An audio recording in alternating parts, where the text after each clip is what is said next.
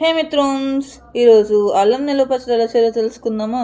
ముందైతే అల్లం ముక్కలు కట్ చేసుకొని గిన్నెలో వేసి మెసేజ్ చేసుకోండి. తర్వాత దాన్ని వేరుశనగ నూనెలో వేసుకొని వేపుకోండి. చింతపండు కూడా అల్లం ముక్కలు అయితే ఎంతవరకు వచ్చాయో అంతవరకు చింతపండు వేసుకొని కొంచెం నీళ్ళలో ఉడికించుకొని పక్కన పెట్టుకొని, తర్వాత ఎండుమిరపకాయలు వేపుకొని పక్కకు పెట్టుకొని, ధనియాలు, జీలకర్ర, ఆవాలు, మెంతులు వేసి వేపుకొని అది కూడా పక్కన పెట్టుకొని, ఇలా బెల్లం చెక్కుకొని పక్కన పెట్టండి.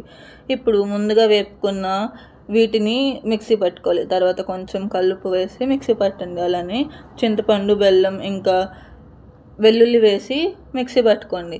ఇప్పుడు దీనికి పోపు పెట్టుకోవాలి. ముందుగా వేరుశనగ నూనె వేసుకొని ఇందులో పోపు దినుసులు వేసుకొని జీలకర్ర, కరివేపాకు, ఇంకా ఎండుమిరపకాయలు, వెల్లుల్లి, ఇంకొంచెం ఇంగువ వేసి కలుపుకోవాలి.